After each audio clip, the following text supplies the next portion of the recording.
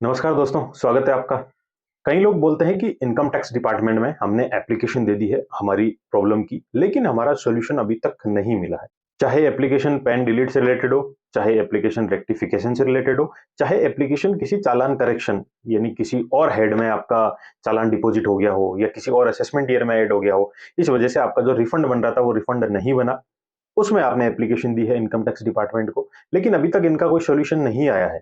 उस केसेस में आपको एक चीज करनी है, इनकम टैक्स डिपार्टमेंट को इन प्रॉब्लम को सॉल्व करना ही पड़ेगा। आपको इनकम टैक्स डिपार्टमेंट के ई फाइलिंग पोर्टल पे ग्रीवेंस एक टैब आएगा, वहां आपको ग्रीवेंस डालनी है। इनकम टैक्स डिपार्टमेंट में ग्रीवेंस यानी शिकायत, आप वहां ग्रीवेंस डालोगे तो ग्रीवेंस का पर डे देखा जाता है कि आईटीओ या इनकम टैक्स ऑफिसर या जो भी कंसर्न अथॉरिटी है वो पर डे उनको देखेगा कि कोई ग्रीवेंस तो नहीं आई हुई है, उसको डिसॉल्व करने की कोशिश करेगा, उसका सॉल्यूशन निकालेगा। इसीलिए ग्रीवेंस लगाना बहुत सही है इन शिकायत में, इन परेशानियों में, कि आपका जल्दी से जल्दी इशू रिजॉल्व हो जाए। अब लगाएंगे कैसे ग्रीवेंस, वो अपन देखेंगे। इनकम टैक्स डिपार्टमेंट के ई फाइलिंग पोर्टल www.incometax.gov.in पे आपको ग्रीवेंस लगानी पड़ेगी। वेबसाइट ओपन करने के बाद आपको ये स्क्रीन दिखेगी, उसमें लॉगिन पे क्लिक करना है। लॉगिन पे क्लिक करने के बाद आपको पैन नंबर एंटर करना है। पैन नंबर एंटर करने के बाद कंटिन्यू पे क्लिक करना है। उसके बाद आपको पासवर्ड डालना है, फिर कंटिन्यू पे क्लिक करना है। तो आपको OTP जनरेट होंगे, जनरेट OTP पे क्लिक कीजिए। उसके बाद उसको कंटिन्यू कीजिए। कंटिन्यू करने के बाद आई एग्री पे टिक मार्क पे क्लिक कीजिए, फिर कंटिन्यू कीजिए। आपको आपके आधार से जो नंबर लिंक है वहाँ OTP आ जाएगा, वो OTP यहाँ एंटर करना है आपको। OTP एंटर करने के बाद लॉगिन पे क्लिक करें तो आप ई फाइलिंग पे लॉगिन हो जाए। लॉगिन करने के बाद ग्रीवेंस टैब दिखेगा, वहाँ सबमिट ग्रीवेंस पे क्लिक करना है। उसके बाद सर्च फॉर योर इशू लिखा हुआ है, वहाँ आपका क्या इशू है, पेन डिलीशन से रिलेटेड है या रिटर्न से रिलेटेड है, वो भी इशू वहाँ सर्च करना है, डालना है।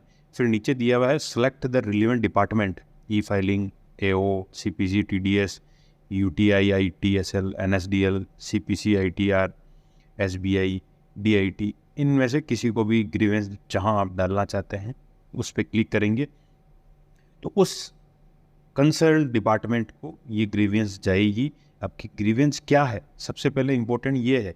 अब दिक्कत मेरे सामने ये आएगी, फाइलिंग पे डालें, AO को डालें, NSDL को डालें, उसका एक सॉल्यूशन मैं बताता हूँ आपको। यहाँ नाउ मोर अबाउट डिपार्टमेंट्स लिखा हुआ है, वहाँ आप देखिए सबसे पहले ई फाइल दिया हुआ है। अब अपन ई फाइल पे क्लिक करेंगे तो ई फाइलिंग में ये लिखा हुआ आएगा कि आपकी ग्रीवेंस ई फाइलिंग पोर्टल से रजिस्ट्रेशन से हो, प्रोफाइल या पासवर्ड से हो, या ITR या किसी फॉर्म की वेरिफिकेशन से हो, ई प्रोसीडिंग से हो, इंस्टेंट पैन आपने बनाया है आधार से, उससे रिलेटेड कोई भी शिकायत है वो यहाँ आप डाल सकते हैं।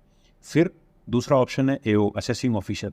असेसिंग ऑफिसर के पास आप ग्रीवेंस डाल सकते हैं रिफंड से रिलेटेड, रेक्टिफिकेशन से रिलेटेड, डिमांड के कोई करेक्शन से रिलेटेड, अपील ऑर्डर से रिलेटेड, या पैन रिलेटेड एप्लीकेशन, यानी आपने AO को एप्लीकेशन दी है पैन से लेकिन पैन डिलीट हुआ नहीं है, वहाँ ये अभी मैं यही डाल रहा हूँ कि मेरी पैन डिलीट से रिलेटेड ग्रीवेंस है, वो मैं किसको डालूँ, तो यहाँ AO सेलेक्ट करेंगे। या कोई भी और एप्लीकेशंस दी है वो AO को आप दे सकते हैं।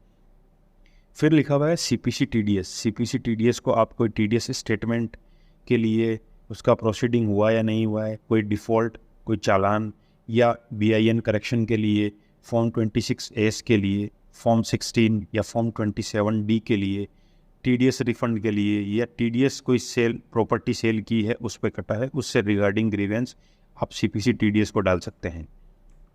फिर आपको दिखाई देगा UTIITSL, यहाँ आप ग्रीवेंस डाल सकते हैं। कोई भी डिस्क्रिपेंसी है या एरर है पेन एप्लीकेशन में, या अलॉटमेंट सेम पेन हो गया है मल्टीपल एंटिटीज़ को, या डिलीवरी नहीं हुई है पैन कार्ड की, या आधार से रिलेटेड कोई भी आपको ऐसी ग्रीवेंस लगती है या शिकायत है, वो आप यहाँ डाल सकते हैं। NSDL पे कौन कौन सी डाल सकते हैं, कोई भी ग्रीवेंस आपकी है कि कोई भी पेन एप्लीकेशन रिजेक्ट हुआ है या पेंडिंग हुआ है, कोई एरर है पेन एप्लीकेशन में, या कोई सेम पेन मल्टीपल एंटिटी को अलॉट हुआ है, या कोई भी पेन डिलीवरी से रिलेटेड। NSDL और UTI दोनों में सेम डाल सकते हैं, कोई इशू नहीं है, दोनों में से किसी को भी डाल सकते हैं।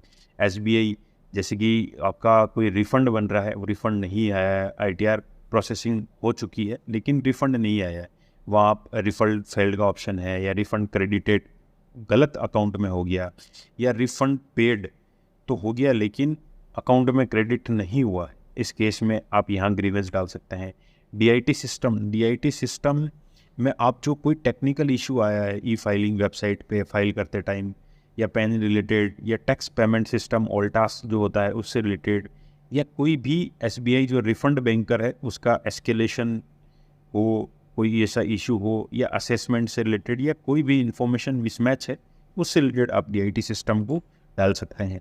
मैं यहाँ ये कहूँगा, कई लोगों की आधार गलत पेन से लिंक है या किसी का पेन गलत आधार से लिंक है, वहाँ आप असेसिंग ऑफिसर या आईटीओ को एप्लीकेशन भेजने के बजाय आप सीधा डीआईटी सिस्टम को भेज दीजिए इसी ग्रीवेंस के थ्रू, क्योंकि आप एओ को भेजोगे वो डीआईटी सिस्टम को ही एप्लीकेशन फॉरवर्ड करेंगे, इसलिए आप चाहो तो सीधा डीआईटी सिस्टम को भी भेज सकते हैं।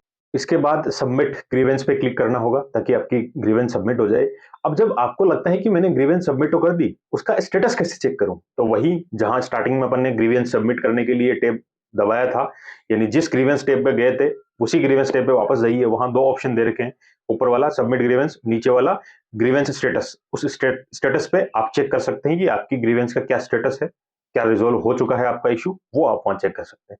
इन्फॉर्मेशन अच्छी लगे तो चैनल को सब्सक्राइब कर सकते हैं, बेल आइकन प्रेस कर सकते हैं ताकि आने वाले लेटेस्ट वीडियो आप तक जल्दी से जल्दी पहुंच जाए।